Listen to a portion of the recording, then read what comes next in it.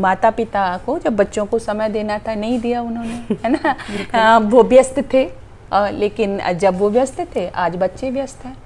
दिव्य संतान का निर्माण करें। और दिव्य संतान का निर्माण कैसे होगा? मैंने कहा ना कि 16 संस्कारों की जो हमारी प्रक्रिया है, यानी गर्भाधान से लेके और अंत्येष्टि पर्यंत समय समय पर जब जब आवश्यकता होगी संस्कार दे करके बच्चे को, मनुष्य को सही दिशा पर ले जाया जाएगा। तलाक भी जो मैं समझती हूँ कि उसमें यही है कि अहम टकराता है दो पति पत्नी का कि मैं क्यों बड़ा, मैं क्यों छोटा। लेकिन हमारे यहाँ कहा गया कि नहीं, ये तो जैसे एक रथ होता है और रथ एक पहिए से नहीं चलता, दो पहिए। तो गृहस्थ रूपी रथ के पति और पत्नी दो पहिए हैं, दोनों मिलके चलेंगे तो घर चलेगा, अथवा ये जो तलाक है ये हो। तो विचार कैसे शुद्ध होंगे, उसके लिए भी माता पिता की सबसे पहले जिम्मेदारी होती है, क्योंकि वो देखो उनको अच्छा अच्छा सुनाएं, अच्छा अच्छा पढ़ाएं, अच्छा अच्छा दिखाएं। यानी भद्र भद्रम कर्णे विशृणुयाम देवा भद्रम पश्येमाक्षभिर्यजत्रा जत्रा, हम कानों से भद्र सुने, आंखों से भद्र देखें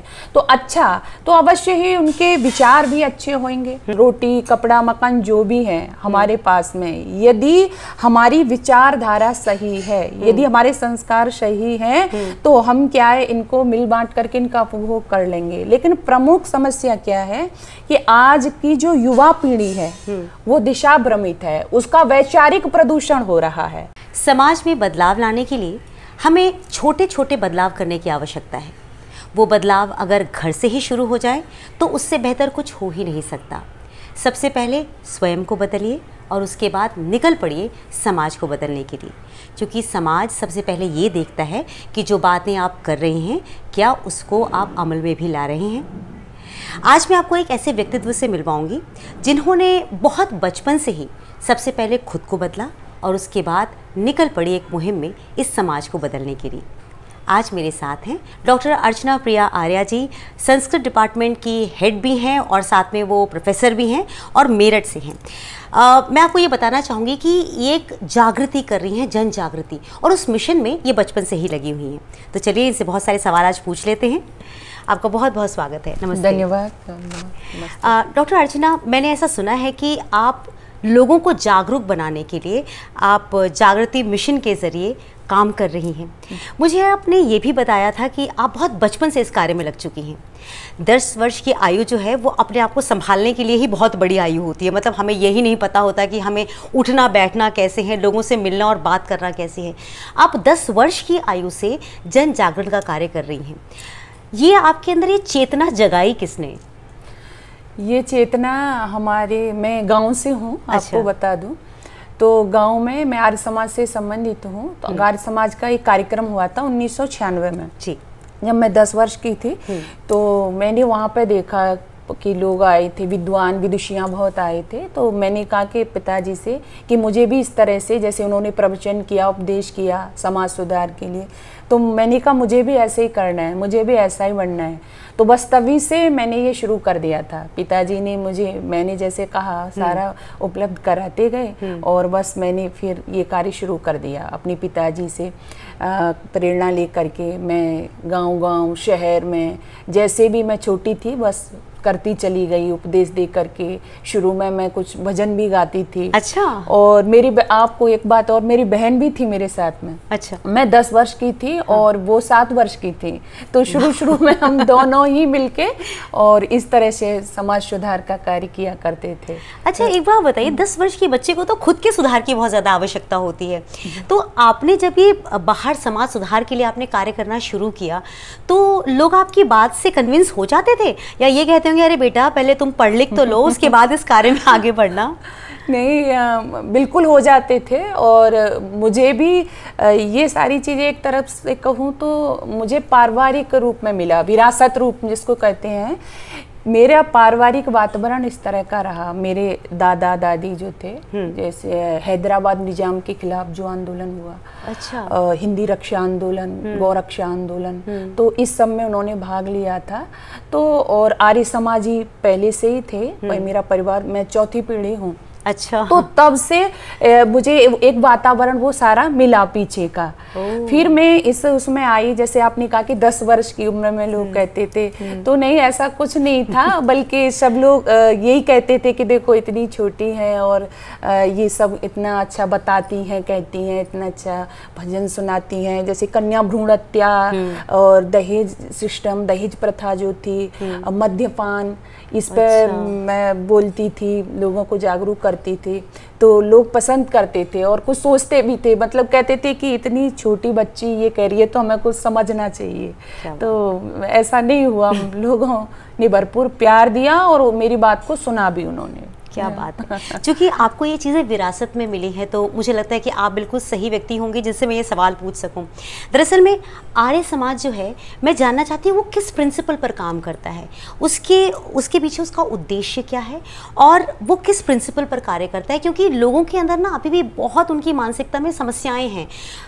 मैं आपको आगे चल के बताऊंगी कि किस तरह से हमारा पूरा समाज इतना विभाजित हो चुका है कि हम सनातनी अब एक नहीं बचे हैं। और उसमें मुझे कहीं ना कहीं आर्य समाज की जो प्रगतिशील बातें हैं या आर्य समाज की जो अन्य बातें हैं वो भी एक मुझे बहुत बड़ी वजह लगती है। इसलिए मैं आपसे जानना चाहूँगी, आप इसके प्रिंसिपल्स के बारे में पहले मुझे समझा दीजिए। देखो, प्रिंसिपल तो इसके ऋषि दयानंद ने 10 बताए हैं। हाँ। लेकिन मैं एक प्रमुख, इसमें से सारे ही प्रमुख हैं लेकिन मैं बता देती हूँ। उन्होंने कहा इसका उद्देश्य, आपने कहा ना उद्देश्य क्या है। हाँ। तो संसार का उपकार करना इस समाज का, अर्थात आर्य समाज का मुख्य उद्देश्य है, अर्थात शारीरिक, आत्मिक और सामाजिक उन्नति करना। तो मुख्य उद्देश्य इसका है। ये जो संस्था है ये किसी व्यक्ति विशेष का नहीं चाहती कल्याण, हिंदू मुस्लिम इस तरह से नहीं, क्या कहा है, संसार का, पूरा संसार का उपकार करना। सर्वे भवन्तु सुखिनः सर्वे सन्तु निरामया, ये उसका उद्देश्य है इस संस्था का। तो इसके अनुयायी भी इसी में लगे रहते हैं और बहुत सारी, जैसे आपने चीज़ें कही हैं, इसका प्रमुख जो काम होता है वैदिक त्रैतवाद पर होता है ना। मूर्ति पूजा नहीं करते, लेकिन कहते हैं ये कि व्यक्ति के चित्र की नहीं, चरित्र की पूजा करो। बहुत से लोग कहते हैं राम को नहीं मानते, कृष्ण को, ऐसा नहीं है। राम और कृष्ण को सही अर्थों में यदि मानने वाली कोई संस्था है, मैं आपसे कहूँ तो आर्य समाज ही है।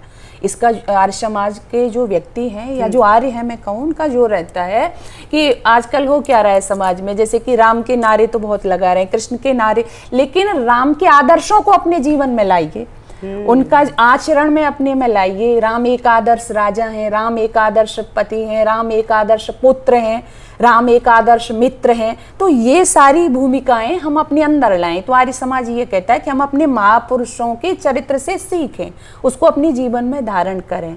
तो बस यही कुछ अंतर हैं जो लोग समाज में ये कहते हैं कि ऐसा नहीं मानते, तो ऐसा नहीं है। सच्चे रूप में सही जो हमारे महापुरुषों का चरित्र है वो आर्य समाज ही मानता है। तो आर्य समाज में फिर जितनी भी मैं बहस देखती हूँ, मैं सबसे ज़्यादा बहस इस बात की ही देखती हूँ कि जैसे श्री कृष्ण की बात होती है या राधा की बात होती है, तो आर्य समाज जो है उसमें कोई ना कोई प्रवक्ता आकर के आगे ये बोलना शुरू कर देते हैं कि आप लोग क्या बातें कर रहे हो, क्यों राधा की बात कर रहे हो, राधा तो मतलब उनका कोई चरित्र था ही नहीं, ये तो बनाया गया चरित्र है, ये एस्कॉन वाले फलाना करते हैं, मतलब बहुत सारी बातें कही जाती हैं। मैं वहाँ पर सिर्फ एक चीज़ पॉज करके सोचती हूँ कि अगर आर्य समाज और सनातन जो सब कुछ एक है, हम एक पद्धति है कि हम पूजा पाठ करते हैं, है ना, और वो बोलते हैं कि मूर्ति पूजा मत करो। आपकी बिल्कुल जो थ्योरी है वो समझ आ रही है बहुत आसानी से, पर मुझे ये बात समझ में नहीं आती कि फिर विरोध का तरीका गलत क्यों है। विरोध का तरीका, जैसे आपने कहा ना कि एक तो यही हो जाता है कि मूर्ति पूजा की बात कही ना, जैसे कि हमारा दूसरे लोग मूर्ति पूजा करते हैं और आर्य समाज कहता है कि केवल मूर्ति ही नहीं, मैंने कहा ना कि चित्र ही नहीं, मूर्ति नहीं, चरित्र होना चाहिए। तो बस यही थोड़ा सा अंतर है और कोई अंतर नहीं। आपने कृष्ण और उनका कहा तो मैं आपको कुछ लाइनों में ही इसका जवाब दे देना चाहती हूँ। हम कहते हैं आदर्श था इंसान का मोहन, हमसे मतलब आर्य लोग, आर्य समाज, हम कहते हैं आदर्श था इंसान का मोहन, वो कहते हैं अवतार था भगवान का मोहन। हम कहते हैं योग पे शहदाई थी उसकी, वो कहते हैं कुब्जा से सदाशाई थी उसकी। अपना अतीता है श्री कृष्ण थे योगी, अपना अतीता है श्री कृष्ण थे योगी, ये गोपियों के श्याम को बतलाते हैं भोगी। हम रास रचाने में अच्छाई नहीं समझे, ये नाच नचाने में बुराई नहीं समझे, इंसाफ से कहना कि वह इंसान है अच्छा या पाप में डूबा हुआ भगवान है अच्छा। तो बस शायद आपके सवालों का जवाब इन लाइनों में मिल गया होगा। तो बस यही डिफरेंस है। बाकी तो मैंने कहा कि सही चरित्र है आर्य समाज वही रखता है, अपनी जितनी महापुरुष हैं सबका ही, और एक प्रचार करना चाहता है समाज के अंदर अपने बच्चों को, खासकर हमारा उद्देश्य रहता है कि अपने बच्चों में वो हमारे में संस्कार आए। क्योंकि आज मैं आपसे कहूँ अगर हम सब चीज़ों को एक तरफ रख दें, जैसे कि हो सकता है आप कहें कि सबसे प्रमुख समस्या क्या है, जैसे आपने कहा ना ये सनातन बोला, या और भी है जैसे भौतिकवादी लोग हैं तो कहेंगे रोटी कपड़ा की समस्या है। बिल्कुल। लेकिन मैं कहूँ कि ये समस्या बड़ी समस्या नहीं है कोई, जो जैसे आज लग रहा है। देखो रोटी कपड़ा मकान जो भी है हमारे पास में, यदि हमारी विचारधारा सही है, यदि हमारे संस्कार सही हैं, तो हम क्या है इनको मिल बांट करके इनका उपभोग कर लेंगे। लेकिन प्रमुख समस्या क्या है कि आज की जो युवा पीढ़ी है वो दिशा भ्रमित है, उसका वैचारिक प्रदूषण हो रहा है और उसको ठीक करना बहुत जरूरी है। अब जरा विचार करो, जैसे मान लीजिए आज की जो युवा है वो भटक जाए तो जो आगे आने वाली संतति है वो कैसी होगी, आप बताइए।